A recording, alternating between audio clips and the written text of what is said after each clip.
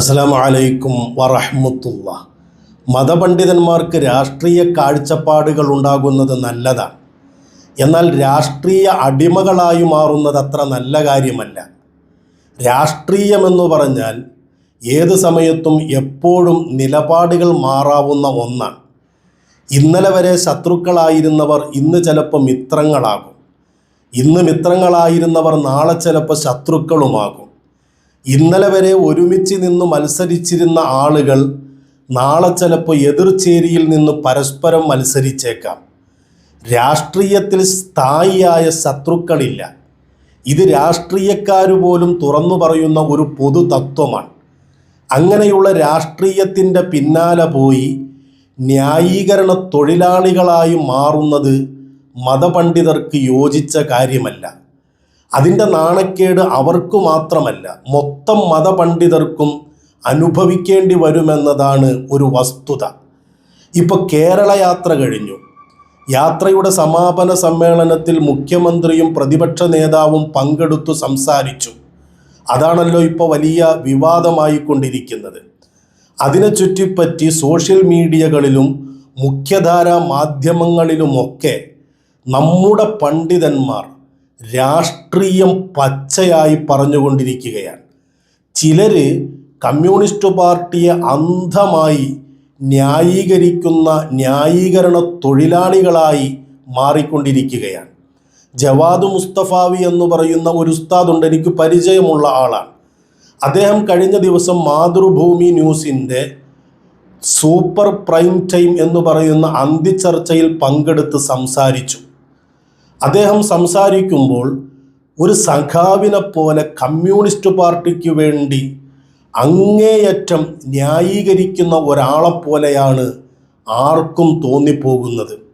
എത്ര ആളുകളാണ് അദ്ദേഹത്തെയും അദ്ദേഹത്തിൻ്റെ പ്രസ്ഥാനമെന്ന് പറഞ്ഞ് കാന്തപുരം ഉസ്താദിനെയും ഒക്കെ ആക്ഷേപിക്കുകയും പരിഹസിക്കുകയും ചെയ്യുന്നത്. സത്യത്തിൽ അദ്ദേഹത്തിന് ഉസ്താദിൻ്റെ പ്രസ്ഥാനവുമായി സംഘടനാപരമായി ഒരു ബന്ധവുമില്ല, ഒരനുഭാവിയാണെന്നാണ് ഞാൻ മനസ്സിലാക്കുന്നത്. അദ്ദേഹം വന്നിരുന്ന് ഒരു ന്യായീകരണ തൊഴിലാളിയായി പലതും വിളിച്ചു പറയുകയാണ്. വിളിച്ചു പറയുന്നതിൽ എന്തെങ്കിലും ഒരു സത്യസന്ധതയുണ്ടെങ്കിലോ ഒന്നുമില്ല എന്നത് നിങ്ങൾക്ക് ഞാൻ കാണിച്ചു തരാം. അദ്ദേഹം വി.ഡി. സതീശനെ ലക്ഷ്യം വെച്ചുകൊണ്ടാണ് മുഴുവൻ കാര്യങ്ങളും പറഞ്ഞിട്ടുള്ളത്. അദ്ദേഹം സതീശനെ കുറിച്ച് പറഞ്ഞ ഒരു കാര്യം എന്താണ്? വെള്ളാപ്പള്ളി എന്നും ഇതുപോലെയുള്ള വിദ്വേഷ പ്രസ്താവനകൾ നടത്തിയിരുന്നെങ്കിൽ എന്നൊരു ആഗ്രഹം വി.ഡി. സതീശൻ പ്രസ്താവിച്ചു. ആ പ്രസ്താവനയിൽ നിന്ന് തന്നെ എങ്ങനെയാണ് കോൺഗ്രസ് വരുന്ന ഇലക്ഷനെ നേരിടാൻ പോകുന്നത് എന്നത് വ്യക്തമാണ്. ഇദ്ദേഹം കോൺഗ്രസ് ഇലക്ഷനെ നേരിടാൻ പോകുന്നതിനെ കുറിച്ചും കമ്മ്യൂണിസ്റ്റ് ചെയ്യാൻ പോകുന്നതിനെ കുറിച്ചും ഒക്കെ പോയിരുന്ന് തലേക്കെട്ടും കെട്ടി ഒരു ചാനലിലിരുന്ന് വിളിച്ചു പറയാൻ. എന്നാൽ ഇപ്പോൾ പറഞ്ഞ ഈ ആരോപണം അത് തികച്ചും വസ്തുതാവിരുദ്ധമാണെന്ന് ആ ചർച്ചയുടെ അവതാരക തന്നെ ഇടപെട്ട് അദ്ദേഹത്തിന് തിരുത്തി കൊടുക്കുകയാണ്. വി.ഡി. സതീശൻ സമാനമായ ഒരു പ്രസ്താവന നടത്തിയിട്ടുണ്ട്. അതായത് പരാജയപ്പെട്ടിട്ടില്ല എന്ന്, അല്ലെങ്കിൽ ഞങ്ങൾക്ക് ഭരണത്തിൽ വീഴ്ചയുണ്ടായിട്ടില്ല എന്ന് ഞങ്ങൾ വിലയിരുത്തുന്നു എന്ന് CPM പറഞ്ഞപ്പോൾ അവരങ്ങനെ തന്നെ വിലയിരുത്തണം, അതാണ് ഞങ്ങൾക്ക് വേണ്ടത് എന്ന് പറഞ്ഞിട്ടുണ്ട്. സമാനമായ അർത്ഥത്തിലാണ് വെള്ളാപ്പള്ളി നടേശൻ ഇങ്ങനെ ഈ തരത്തിലുള്ള പ്രതികരണങ്ങൾ തുടർന്നാൽ ജനം തിരിച്ചു വിധി എഴുതും എന്ന അർത്ഥത്തിലാണ് വി.ഡി. സതീശന്റെ ആ പ്രതികരണം ഉണ്ടായത്. അപ്പൊ അങ്ങേക്ക് അറിയാഴികയല്ല, 2 തവണ ആവർത്തിച്ചുകൊണ്ടാണ് ഞാനിത് പറയുന്നത്. അല്ലാതെ വെള്ളാപ്പള്ളി നടേശൻ എല്ലാ ദിവസവും ഇത് പറയണം, അങ്ങനെ നമ്മുടെ സാമൂഹ്യ അന്തരീക്ഷം കലുഷിതമാകണം എന്ന ദുഷ്ടബുദ്ധി അങ്ങ് ആ പ്രസ്താവനയിൽ ആരോപിക്കുന്നുണ്ടെങ്കിൽ അത് അങ്ങയുടെ രാഷ്ട്രീയം, അങ്ങയുടെ കാഴ്ചപ്പാട് എന്നത് ഞാൻ പറഞ്ഞു പോവുകയും ചെയ്യുന്നു. ഒരു പണ്ഡിതനെ ഇരുത്തി പറയുന്നതാണ് അങ്ങയുടെ രാഷ്ട്രീയം, അത് അങ്ങേക്ക് അറിയാഞ്ഞിട്ടല്ല എന്നൊക്കെ പറഞ്ഞിട്ടൊരു പണ്ഡിതനെ തിരുത്തേണ്ടി വരികയാണ്. എന്തിൻ്റെ പേരിലാണ്? ഒരു രാഷ്ട്രീയ അടിമയായി മാറിയതിൻ്റെ പേരിലല്ലേ? എന്നു മാത്രമല്ല, അവിടെ കോൺഗ്രസിൻ്റെ പാനലിസ്റ്റായി വന്ന ഒരാൾ, നൗഷാദ് അലി എന്നാണെന്ന് തോന്നുന്നു അയാളുടെ പേര്, അയാൾ ഈ ജവാദ് മുസ്തഫാവിയെ വിളിച്ചത് സഖാവേ എന്നാണ്. എന്തൊരു നാണക്കേടാണ്! എന്തിനാണ് ഈ പണിക്ക് പോകുന്നത്? എന്ന് മാത്രമല്ല, അദ്ദേഹം വി.ഡി. സതീശനെതിരെ പറയുമ്പോൾ സാജൻ സക്കറിയെ അങ്ങോട്ട് വലിയ രീതിയിൽ അംഗീകരിച്ച ആളാണ് എന്ന ഒരു പരാമർശം നടത്തുന്നുണ്ട്.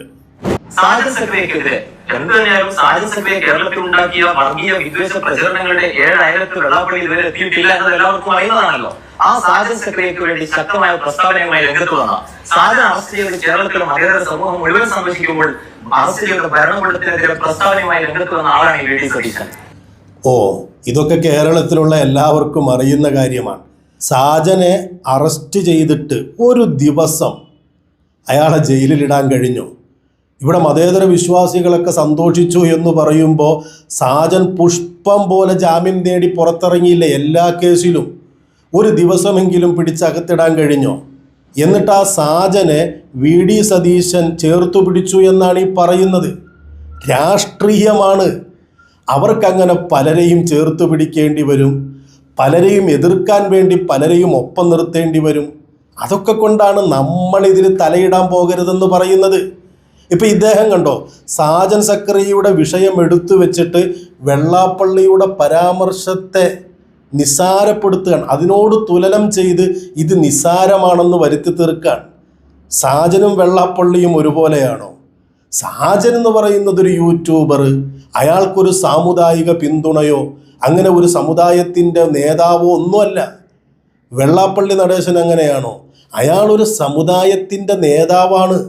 അതുകൊണ്ടല്ലേ അയാളെ എതിർത്തുകൊണ്ട് ഇവിടെ പലതും വന്നപ്പോൾ വലിയ പ്രതിഷേധം, റിപ്പോർട്ടറിനെതിരെ വലിയ ഒച്ചപ്പാടും മുദ്രാവാക്യമൊക്കെ ഉണ്ടായത്.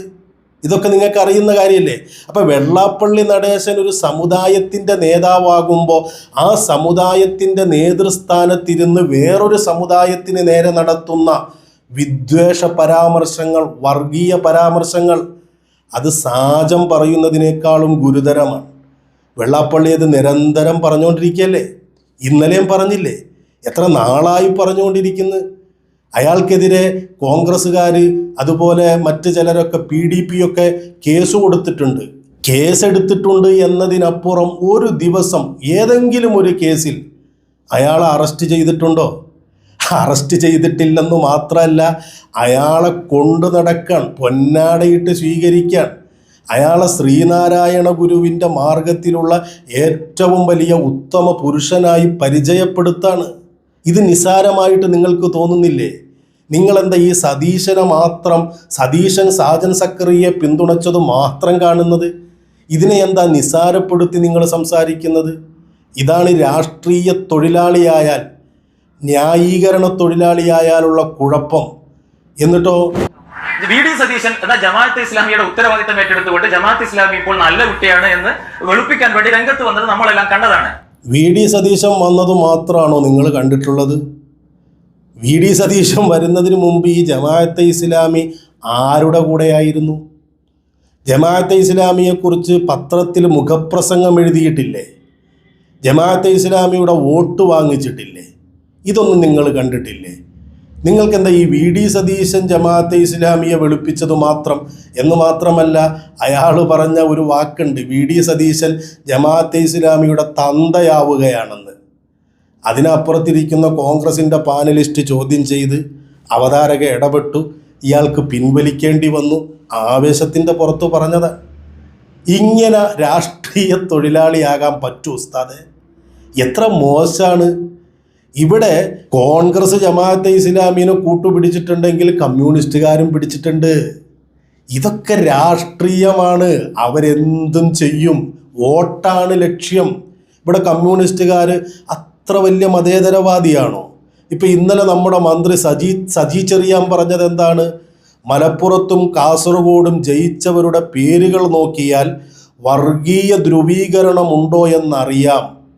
മലപ്പുറം കാസർഗോഡും പറയുമ്പോൾ ആരെ ലക്ഷ്യം വെച്ചാണെന്ന് നിങ്ങൾക്ക് ഊഹിക്കാവുന്നതല്ലേ ഉള്ളൂ. എന്നിട്ട് അദ്ദേഹം പറയുക, കേരളത്തെ ഉത്തർപ്രദേശും മധ്യപ്രദേശും ആക്കാൻ ശ്രമിക്കരുത്. ഇങ്ങനെ എത്ര പരാമർശങ്ങൾ. കുറച്ച് നാൾ മുമ്പല്ലേ AK ബാലൻ മാറാട് കലാപത്തെ ഓർമ്മപ്പെടുത്തി അത്തരത്തിലുള്ള കലാപം കോൺഗ്രസ് അധികാരത്തിൽ വന്നാൽ ഉണ്ടാകുമെന്ന് പറഞ്ഞത്. ഇങ്ങനെ രാഷ്ട്രീയമാണ്. അവർ പലപ്പോഴും ഭൂരിപക്ഷത്തെ പ്രീണിപ്പിക്കും, ന്യൂനപക്ഷത്തെ പ്രീണിപ്പിക്കും. അതിലൊക്കെ നമ്മൾ പോയി തലയിട്ട് ചർച്ച ചെയ്യാൻ നിന്നാൽ തെറി കേൾക്കേണ്ടി വരും. ദീനിന് വേണ്ടി തെറി കേട്ട അള്ളാൻ്റെ അടുത്ത് നിന്ന് കൂലി കിട്ടും. ഇതിനെന്ത് കൂലി കിട്ടാം ഉസ്താദ്? ഇതിനെന്ത് പ്രയോജനമുള്ളത്? ഇങ്ങനെ ഏതെങ്കിലുമൊക്കെ ആളുകളെ ന്യായീകരിക്കാനും പാർട്ടിയെ ന്യായീകരിക്കാനും ആ തലപ്പാവ് കെട്ടി അവിടെ പോയിരുന്നിട്ട് സംസാരിക്കുമ്പോൾ നിങ്ങൾ ഓർക്കുന്നില്ല ഇത് ആർക്കൊക്കെയാണ് നാണക്കേടുണ്ടാക്കുന്നതെന്ന്? ഇയാൾ മാത്രമല്ല കേട്ടോ, ഇതുപോലെ ഒരു 3-4 തലയെക്കെട്ട് ഉസ്താദുമാരുണ്ട്. അവരൊക്കെ നമുക്ക് വേണ്ടപ്പെട്ടവരാണ്. അവരൊക്കെ പരസ്യമായി പച്ച രാഷ്ട്രീയം എഴുതുകയാണ്. അവർ പറയുന്ന ന്യായം എന്താണ്? ജമാഅത്തെ ഇസ്ലാമിയെ കോൺഗ്രസ് കൂട്ടുപിടിച്ചു എന്നാണ്. ജമാഅത്തെ ഇസ്ലാമിയെ അടുപ്പിക്കാൻ പറ്റാത്തൊരു പാർട്ടിയാണ്. വെൽഫെയർ പാർട്ടി എന്ന് പറഞ്ഞിട്ട് ഗ്യാസിൻ്റെ ചിഹ്നവും വെച്ചിട്ട് അവരൊരു പാർട്ടി രൂപീകരിച്ച് പ്രവർത്തിക്കുന്നു.